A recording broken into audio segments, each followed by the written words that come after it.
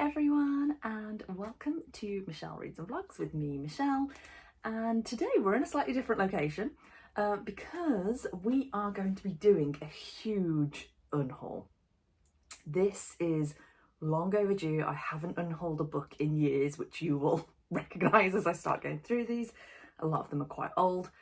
But yeah, I need to make some space, not only for new books, because, you know, out with the old, in with the new, but also because within the next few weeks, my partner and his son are going to be moving into this house and I need to make space. And it's not just need, I want to make space so that they can move in and that this can be their home as much as it has been mine for coming up to 7 years now. So I've got 7 years worth of stuff and growth as I've grown into this space. I lived in a flat before, so we need to make some room. So that is one of our jobs for today. So I'm going to take you through all of the books that I'm unhauling. The first ones I'm going to kind of tell you why I'm unhauling, and then we're just going to go quite quickly. I've already categorised to make this quite quick, or else we would be here for probably an hour or two. So yeah, let's just get into it. So first up, we have the Game of Thrones books by George R.R. Martin. I have got different covers to these, so you'll see A Clash of Kings is a different set to the rest. And the reason for these is that I thrifted them. I got them all from charity shops. They did not cost a lot of money. I've had them for a couple of years now and I'm just not reaching for them. I think it's one of those things with me, if I've seen the film before reading the book, I'm less likely to read the book. And I know that the books are different. I've got big book fear anyway. I'm not going to reach for these. And I've decided that if I want to in the future, then I can buy them again. I can read them on e-reader. I can listen to them on Audible. I can get them from the library, or I can repurchase them if I'm so inclined. But right now, these are taking up a lot of space. They're going to go. Next up is a very kind of similar story. So we've got the Cassandra Clare books. These ones are the Mortal Instruments series. I started reading book one once about 2 or 3 years ago, probably got about 10 or 20 pages in, and I've just never been inclined to pick them up since. I don't just have these. I also have the Dark Artifices series. I even have 2 copies of this one. I don't know why. I also have 3 of the Infernal Devices, and I have the Bane Chronicles and Tales from the Shadowhunter Academy. So this is so many books, I can't even lift them in one go. I might give it a go. Oh, that's heavy. She is heavy. I actually got these for free off someone off Facebook Marketplace who just wanted to get rid. They just wanted the space on their shelves. And now I am in that same position. As I said, I've never read these and I kind of decided if I want to, I can rebuy them.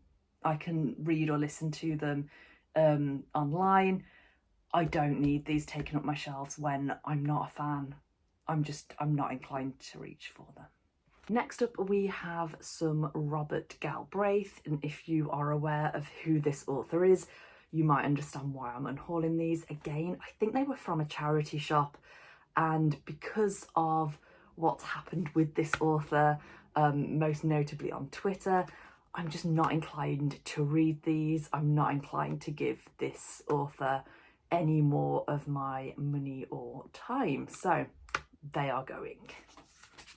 In a very similar vein, I picked up these 3 Neil Gaiman books from a charity shop. They were 50p each. Neil Gaiman is great. I've got nothing against him as an author, and I was umming and ahhing with these ones, but I've not reached for them for a couple of years. So if I want to read them again in the future, I'll just rebuy them. I feel like the stack's starting to go down next to me, which is good. Next up, I have Vengeful by V. Schwab, purely getting rid of this because I have 2 copies. Nothing more to say there, really. Next to, again, I have more than 1 copy. Don't question why, I'm just addicted to her. So I have the Visible Life of Addie LaRue. As far as I'm aware, this is the Illumicrate version. Doesn't actually say say on it? I'm pretty sure it's the Illumicray version. So I am going to be unhauling this one. Whereas most of them I'm going to be sending back to charity shops, this one's probably going to go on eBay. It is signed. Yeah, and in the same vein, I also have a spare copy of the Waterstones version with the gold sprayed edges. Again, signed. I think at this point, V.E. Schwab books that are unsigned are probably worth more than the ones that are signed, because she is prolific. If you follow her on Instagram, you'll see her signing process and how she moves the sheets of paper and gets like thousands done at a time. Like, yeah, she signs really quickly, so a lot of her books are signed.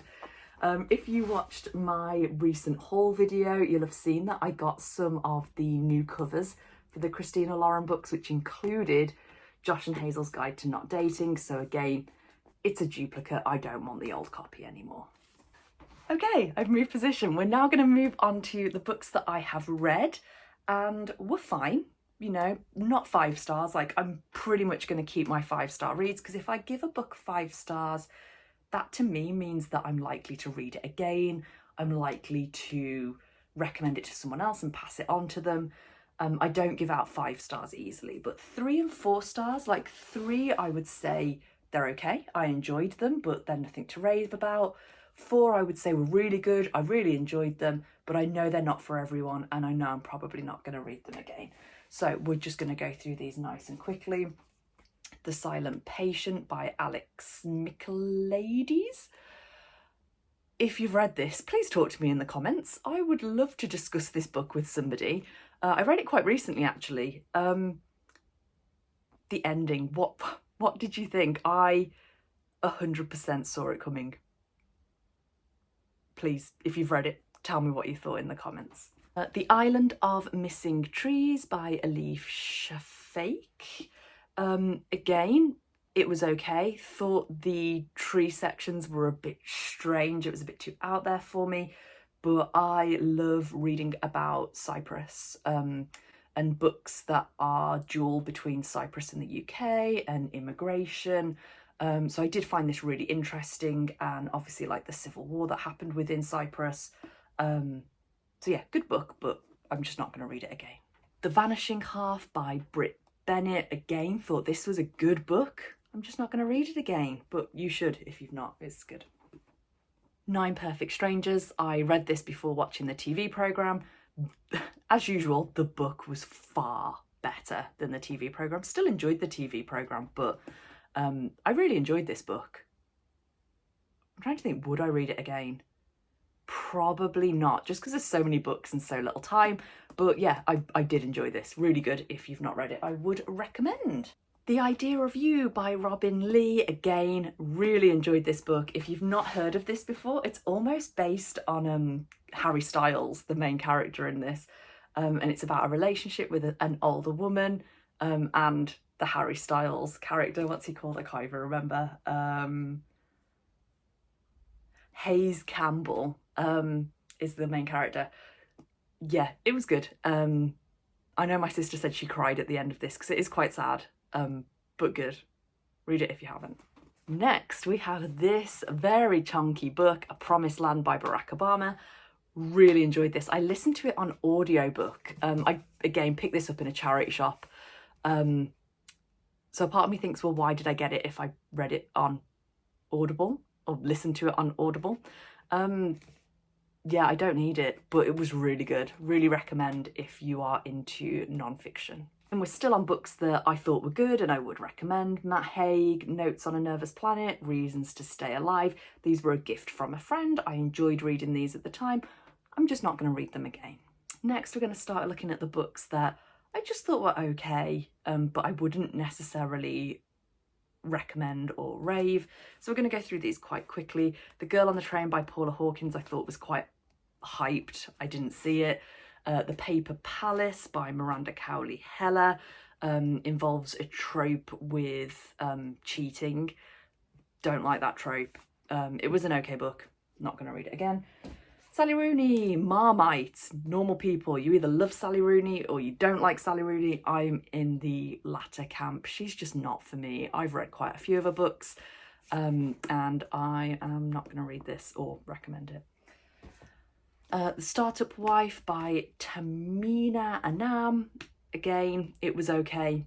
Not really going to recommend it. This is probably one of the oldest books I own, 22 Boyfriends to Happiness. It is a non-fiction. Actually, I would recommend this. I should have put it in the other pile. It was good, but not going to read it again. Been on my shelf for probably 12 years. I'm not going to read it again. It needs to go. I want the space.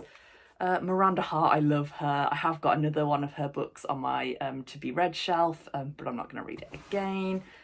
Enola Holmes, The Case of the Missing Marquise. So this is for younger adults, kind of middle grade, young adult. This is a series as well, and I was tempted to buy them, but I think I'm happier just watching the Netflix versions. I don't need to read them. Again, My Chemical Romance by Alexine Farrell Falmouth, which is not the author's name, it's a pseudonym. Author of the Atlas Six. Atlas Six is... So this is Olivia Blake, the Atlas Six. Bit young for me. It was good. I read it, but didn't really enjoy it. I think younger readers would enjoy it more. The Dud Avocado by Elaine Dundee. This is a slightly older book. Again, it was okay. We've got Cecilia Ahern, Lyrebird. Okay. Cecilia Ahern, The Year I Met You. It was okay. Tina Fey, Bossy Pants. Not as funny as I wanted it to be because she is usually hilarious. Matt Haig, The Radleys. So this is a fiction of his. Again, it was okay. Fault Lines by Emily Itami. Again, has the trope with cheating. Not really a fan. It was just okay. I'm a Fan by Sheena Patel. It was okay. Ooh, I'm going to take out all my bookmarks and stuff before I unhaul these and get rid of them. How Beautiful We Were by Imola Mube. Again, it was good, actually. It was okay. Would probably recommend that one. Luster by Raven Lalani. Assembly by Natasha Brown. You Exist Too Much by Zena Arafat. Didn't really go anywhere, wanted more from that one. We have Riviera Gold by Laurie R. King. You could probably, I'm going to find so many bookmarks in these. Find You First by Linwood Barclay. The Happiness Recipe by Stella Newman. The Catch by T.M. Logan. And His Only Wife by Peace Adzo Medi. All okay. We've got The Girl Before by J.P. Delaney. I wanted to read this before I watched the TV programme. I actually never ended up watching the TV programme, but the book was okay. Next, we have a pile of Jill Mansells. I used to love Jill Mansell back in like my mid-20s when I wasn't a very prolific reader. They were just nice, easy reads, and I enjoyed them, but now I'm not really into nice, easy reads so much. I'd rather have more complex books, but if you want something easy and light, maybe you're in a reading rut, Jill Mansell is that they're easy to read, they're good. And next up, we have got books that were on my TBR and I'm just not reaching for and probably won't. You'll probably see a theme here. A lot of them are quite old or unusual by authors that we don't hear of much. A lot of them were gifted to me or just given to me.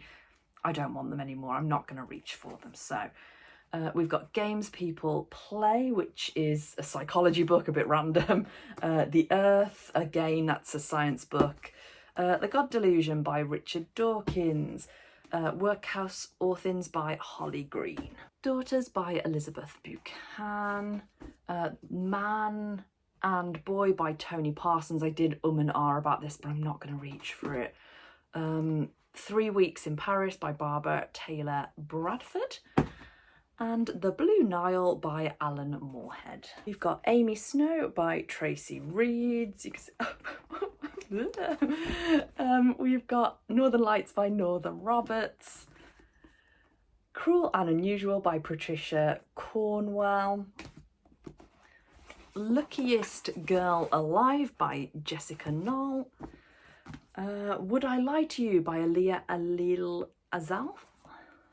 and I'm Travelling Alone by Samuel Bure. Friends and Strangers by J. Courtney Sylvian. Ponty by Charlene Teo. You're the One That I Want by Giovanni Fletcher. Billy and Me by Giovanni Fletcher.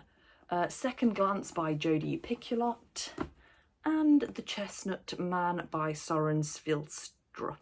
On to the last bundle, we've got Divergent by Veronica Roth. Children of the Siege by Dini Costello. The Runway by Ali Harper. Engelby by Sebastian Faulks. Lullaby by Laila Slimani. And Peter and the Shadow Thieves by Barry and Pearson. So there you have it. We have 95 books that I am unhauling today. I didn't think it was that many, but it needed to be done. To be honest, I could probably use with doing a bit more, but I'm happy with 95 for now. I need to get these out of my house. They're either going to go back to charity shops or to people I know or online.